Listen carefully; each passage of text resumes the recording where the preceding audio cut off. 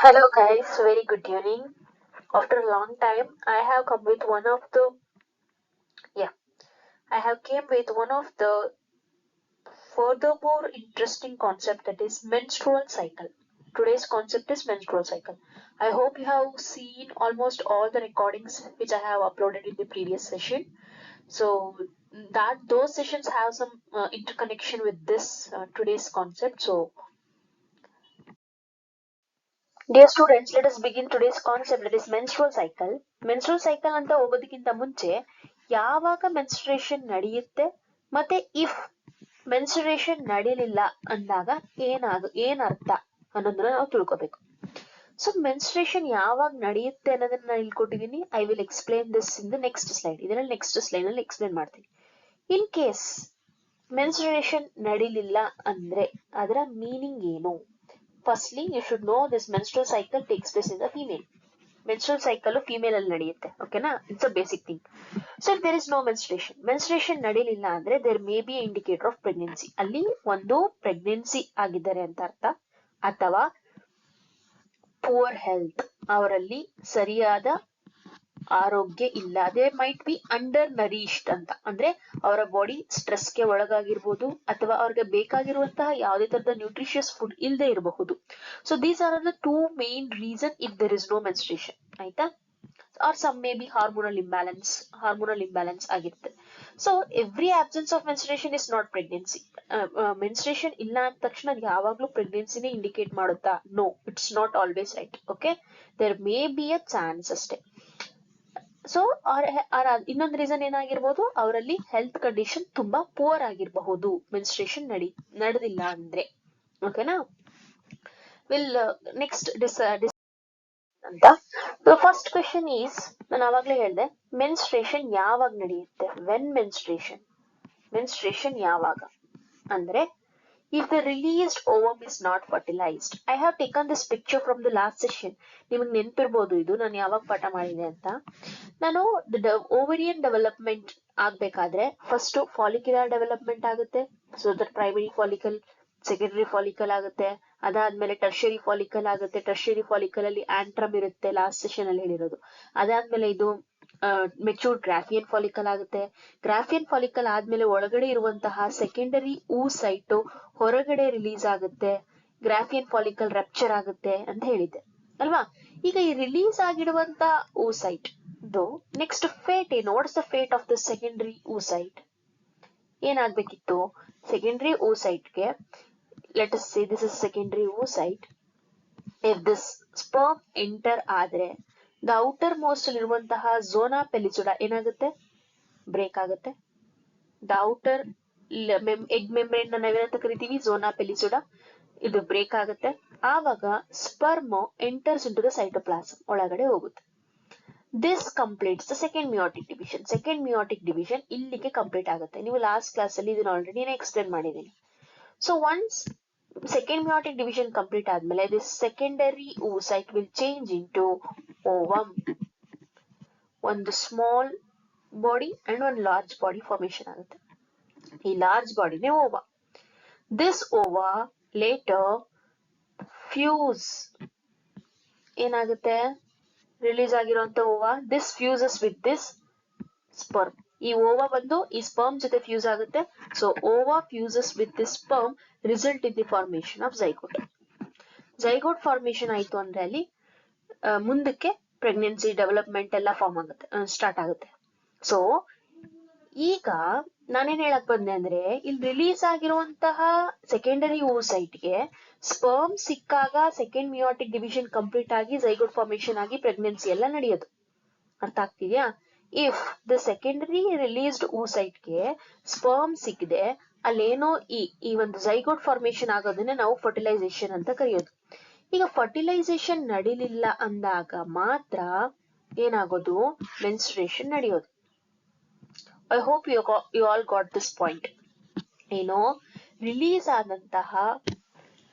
ಆದಂತಹ ಈ secondary cyte sperm ಜೊತೆಗೆ ಕಂಬೈನ್ ಆಗಿ ಸೆಕೆಂಡ್ ಮಿಯೋಟಿಕ್ ಡಿವಿಷನ್ ಕಂಪ್ಲೀಟ್ ಮಾಡಿ fusion of sperm and ova is called as fertilisation. Fertilisation ನಡೆದ್ರೆ ಮಾತ್ರ it will continue to form a pregnancy, implantation, embryonic development ಆಗುತ್ತೆ. If there is no fertilization, only then there is a menstruation. ಅರ್ಥ ಆಯ್ತಾ? That is the reason. Menstruation ನಡೆಯೋದು ಯಾವಾಗ ಅಂತ ಗೊತ್ತಿರ್ಬೇಕು. ಏನು, if the released, very simple, release ಆದಂತಹ ovum fertilisation ಆಗ್ಲಿಲ್ಲ ಅಂದಾಗ that leads to menstruation. Menstruation ಆಗ್ಲಿಲ್ಲ ಅಂದ್ರೆ ಅರ್ಥ ಏನು? There may be one chance pregnancy, another chance there may be a poor health. ಅರ್ಥ ಆಗ್ತಿಲ್ಲ? So this is the thing. Next we'll move on to the next slide. Menstrual cycle. So what do you mean by menstrual cycle? ಆವಾಗಿಂದ ಹೇಳ್ತಿದ್ದೀವಿ. It takes place in the female primates. Female ಅಲ್ಲಿ ನಡೆಯುತ್ತೆ, but ಯಾವ females? ಬರೀ human beings ಅಲ್ಲಿ ಮಾತ್ರನಾ menstrual cycle ನಡೆಯೋದು? No, it takes place in all the primates. ಯಾರು primates ಅಂದ್ರೆ? Order Primata. You know the order Primata? ನಾವು ಫಸ್ಟ್ ಇಯರ್ ಓದಿದ್ದೀವಿ. ಆರ್ಡರ್ ಪ್ರೈಮ್ಯಾಟಾದಲ್ಲಿ ಯಾರ್ಯಾರು ಬರ್ತಾರೆ ಅಂತ? Monkey, gorilla, apes, human beings, ಇವರೆಲ್ಲರನ್ನು ನಾವು ಆರ್ಡರ್ ಪ್ರೈಮ್ಯಾಟಾದೊಳಗಡೆ ಸೇರಿಸ್ತೀವಿ.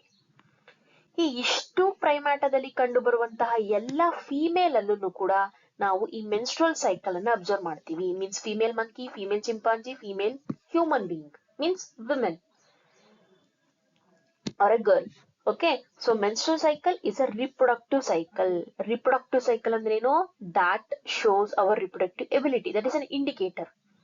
ಅಂದ್ರೆ ಸಂತಾನೋತ್ಪತ್ತಿ ಮಾಡುವಂತಹ ಒಂದು ಸಾಮರ್ಥ್ಯ ಇದೆ, ಎಬಿಲಿಟಿ ಇದೆ ಅಂತ ತಿಳಿಸೋದೆ ನಮ್ಗೆ menstrual cycle. So it takes place in all the female primates ಅಲ್ಲಿ ಕಂಡು ಬರುತ್ತೆ. ಪ್ರೈಮೇಟ್ಸ್ ಯಾರನ್ನೋದು ನಿಮ್ಗೆ ಗೊತ್ತಾಯ್ತು ಈಗ. ಸೊ ಫಸ್ಟ್ ಮೆನ್ಸ್ಟ್ರೇಷನ್ ಯಾವಾಗ ಶುರು ಆಗುತ್ತೆ? ನಾಟ್ ಫ್ರಮ್ ದ ಬರ್ತ್, ಹುಟ್ಟದಾಗಿಂದನೇ ಶುರು ಆಗಲ್ಲ. At the time of puberty. So the first menstrual cycle is called as the first menstrual period. First menstruation ಆಗುತ್ತಲ್ಲ, that is called as menarche. What do you mean by menarche? Menarche is the first menstruation. First ನಡೆಯೋದು, that is takes place at the puberty. ಎಲ್ಲಿ ತನಕ ನಡೆಯುತ್ತೆ? Till the death menstruation ಆಗುತ್ತಾ? The answer is no. ಎಲ್ಲಿ ತನಕ? Until a female may reach the age around 50. Around 50 to 52, 151, average 49 to 50 years reach ಆದ್ಮೇಲೆ menstruation will cease. Cease ಅಂದ್ರೇನು? Stop ಆಗುತ್ತೆ. The stop ಆಗೋ ಸ್ಟೇಜ್ ಅನ್ನ we call it as menopause. So what do you mean by menstruation? It is a reproductive cycle in the female primates, and the first menstruation is called menarche, and the menstruation which ceases around 50, that is called as menopause. ಆಯ್ತಾ? ಒಂದು average menstrual cycle ಅಂದಾಗ ಎಷ್ಟು ದಿನ ನಡೆಯುತ್ತೆ? ಒಂದು menstrual cycle ಅಂದ್ರೆ ಎಷ್ಟು ದಿನ? It takes place around 28 to 29 days. 28ರಿಂದ 29 ದಿನದ ತನಕ ಒಂದು ಮೆನ್ಸ್ಟ್ರಲ್ ಸೈಕಲ್ ನಡೆಯುತ್ತೆ. ಆಯ್ತಾ? ಸೊ ಮಿಡಲ್ ಅಲ್ಲಿ 14th ಡೇ ಇರುತ್ತೆ, 0 to 29 ಡೇಸ್. ಈ ಒಂದು ಟೈಮ್ ಅನ್ನ ನಾವು ಮೆನ್ಸ್ಟ್ರೇಷನ್ ಟೈಮ್ ಅಂತ ಕರಿತೀವಿ. ಓಕೆನಾ? ಈ ಮೆನ್ಸ್ಟ್ರಲ್ ಸೈಕಲ್ ಅಲ್ಲಿ 4 ಫೇಸ್ ಅಲ್ಲಿ ನಡೆಯುತ್ತೆ menstrual cycle. Okay, so from 28 to 29 days ನಡೆಯುತ್ತೆ. If once this 0 to 14 days ಆಯ್ತು, 29 days ಆಯ್ತು, ಮತ್ತೆ ನೆಕ್ಸ್ಟ್ ವಾಪಸ್ 0 ಇಂದ ಶುರು ಆಗುತ್ತೆ.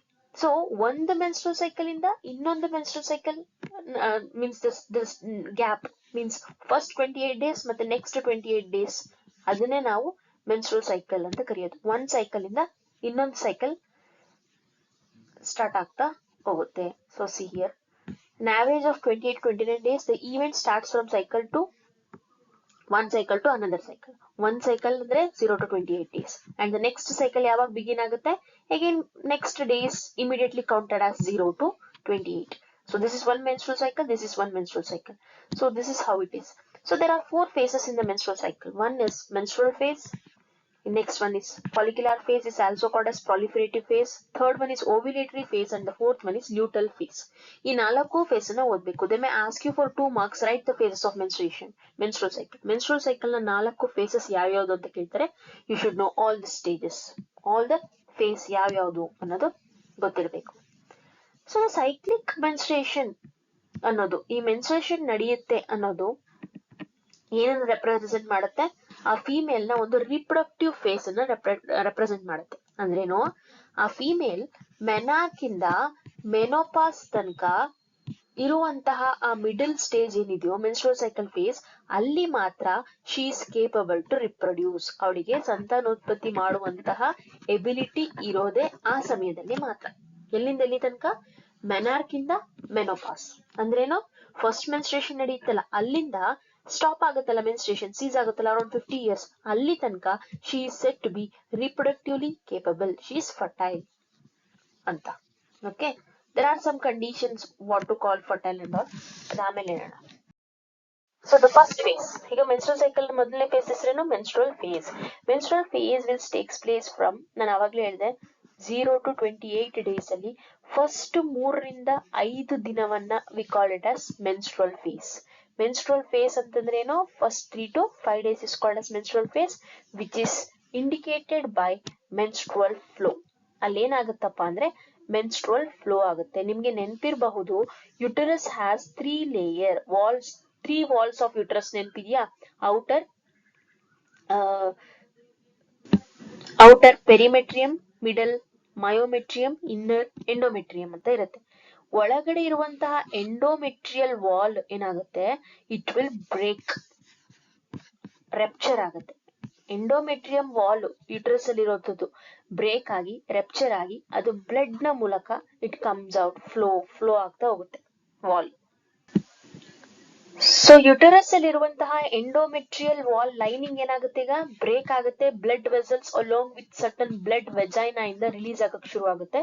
That is called as menstrual flow, ಹರಿಯೋದು ಅಂತ ಕರಿತೀವಿ. The blood will flow. So that is endometrial wall break ಆಯ್ತಲ್ಲ, ಬ್ಲಡ್ ವೆಸಲ್ಸ್ ಬ್ರೇಕ್ ಆಯ್ತು. So that is called as menstrual flow. ಎಲ್ಲಿ ತನಕ ನಡೆಯುತ್ತೆ? 3 to 5 days. That phase is called as menstrual phase. What is the second phase? As follicular phase. ಎರಡನೇ phase ಏನಂತ ಕರಿತೀವಿ? Follicular phase is also called as proliferative phase. So follicular phase ಅಂತಂದಾಗ ಹೆಸರಲ್ಲೇ ಇದೆ, different follicles formation ಆಗ್ತಾ ಹೋಗುತ್ತೆ. ಈ follicles formation ಆಗೋದಕ್ಕಿಂತ ಮುಂಚೆ ಸರ್ಟನ್ ಏನು this thing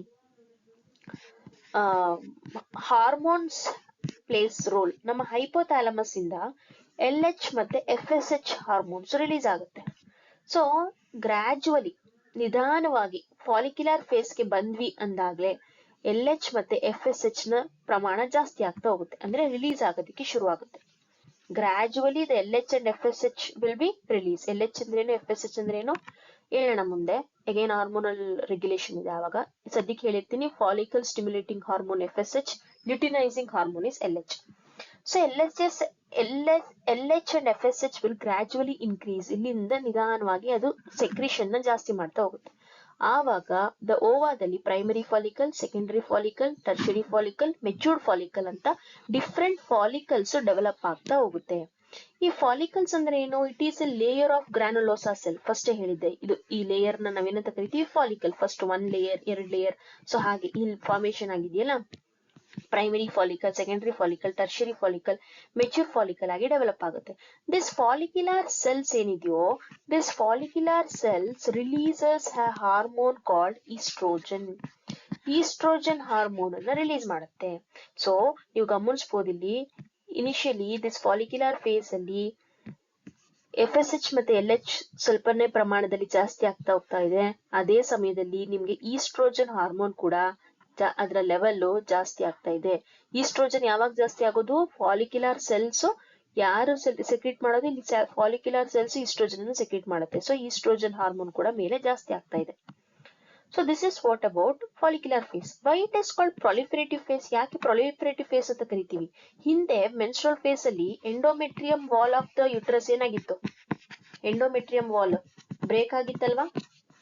ಆ ವಾಲ್ ಬ್ರೇಕ್ ಆಗಿರುವಂತಹ ವಾಲು ಮತ್ತೆ ಇಲ್ಲಿ ರೀಜನರೇಟ್ ಆಗುತ್ತೆ, ಪುನಃ ಹೊಸದಾಗಿ ಫಾರ್ಮ್ ಆಗೋದಕ್ಕೆ ಶುರು ಆಗುತ್ತೆ through a process called proliferation. Proliferation ಅಂದ್ರೆ ಸೆಲ್ ಡಿವಿಷನ್ ಆಗೋದ್ರ ಮೂಲಕ.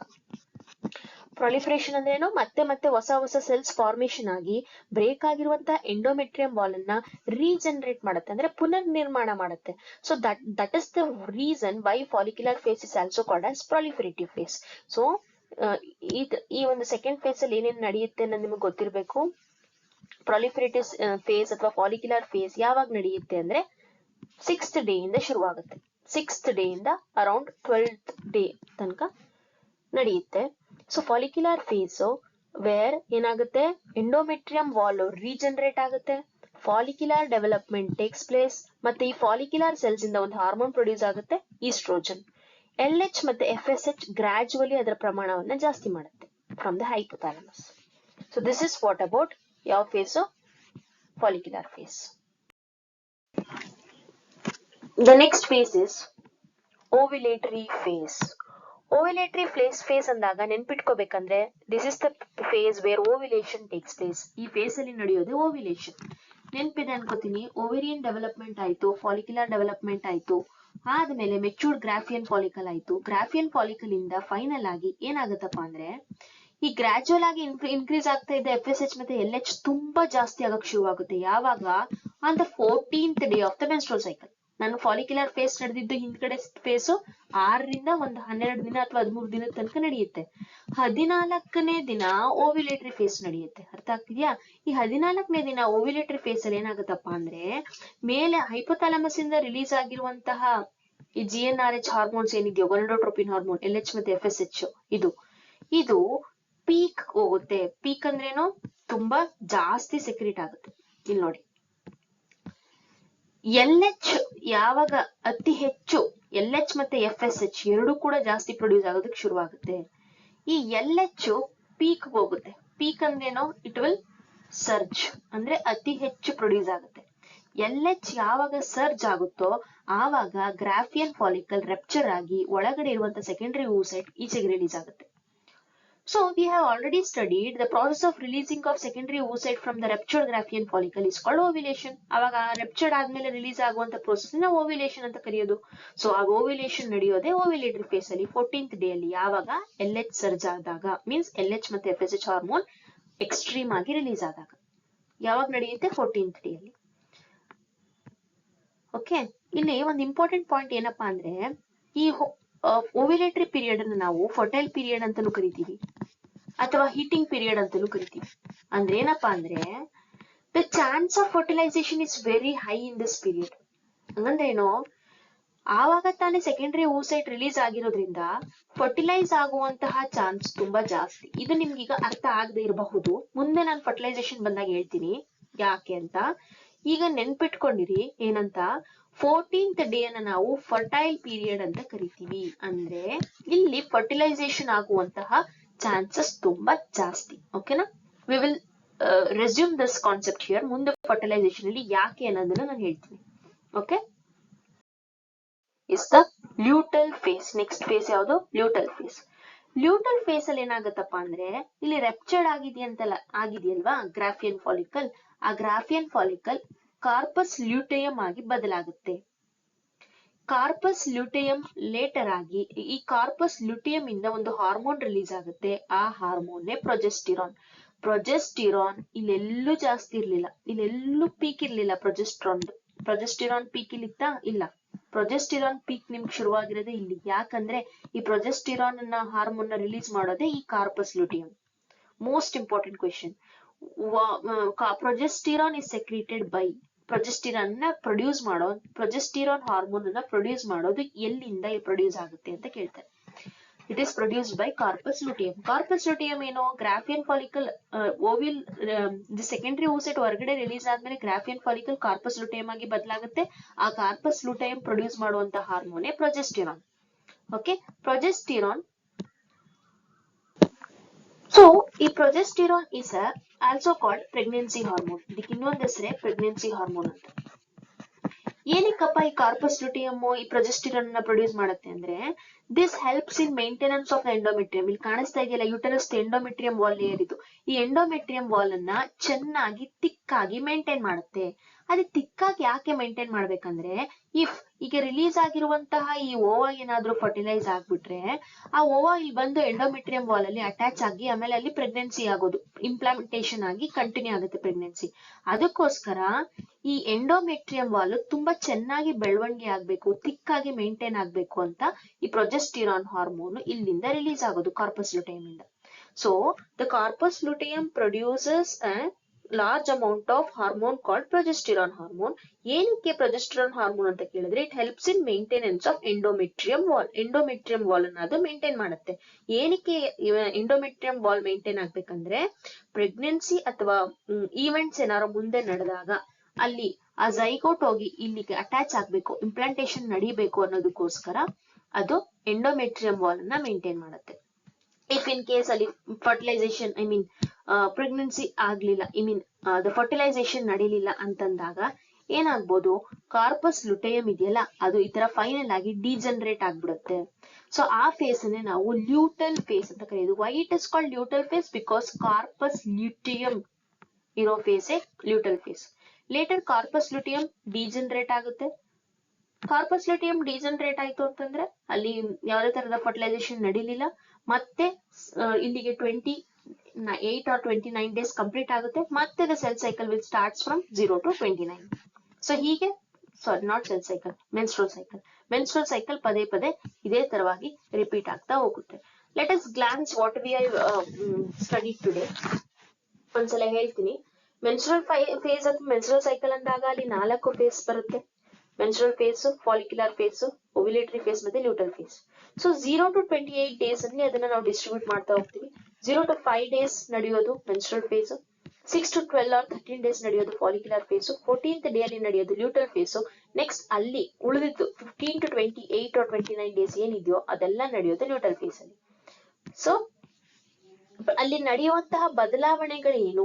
LH ಹಾರ್ಮೋನ್ ಮತ್ತೆ ಹೈಪೋಥಾಲಮಸ್ ಇಂದ ಪ್ರೊಡ್ಯೂಸ್ ಆಗೋ LH ಮತ್ತೆ FSH ಏನಾಗುತ್ತೆ, ಎಂಡೋಮೆಟ್ರಿಯಂ ವಾಲ್ ಏನಾಗಿರುತ್ತೆ, ಅಲ್ಲಿ ರಿಲೀಸ್ ಆಗುವಂತಹ ಈಸ್ಟ್ರೋಜನ್ ಮತ್ತೆ ಪ್ರೊಜೆಸ್ಟ್ರಾನ್ ಯಾವಾಗ ಯಾವ್ಯಾವ ಸ್ಟೇಜ್ ಅಲ್ಲಿ ರಿಲೀಸ್ ಆಗುತ್ತೆ, ಕಾರ್ಪಸ್ ಲುಟಿಯಂ ಅಂದ್ರೆ ಏನು, ಓವ್ಯುಲೇಷನ್ ಅಂದ್ರೆ ಏನು ಅನ್ನೋದನ್ನ ನೀವು ತಿಳ್ಕೋಬೇಕು. ಎಸ್ಪೆಷಲಿ ಓವ್ಯುಲೇಷನ್ ಆಗೋದು LH ಸರ್ಜ್ ಆದಾಗ.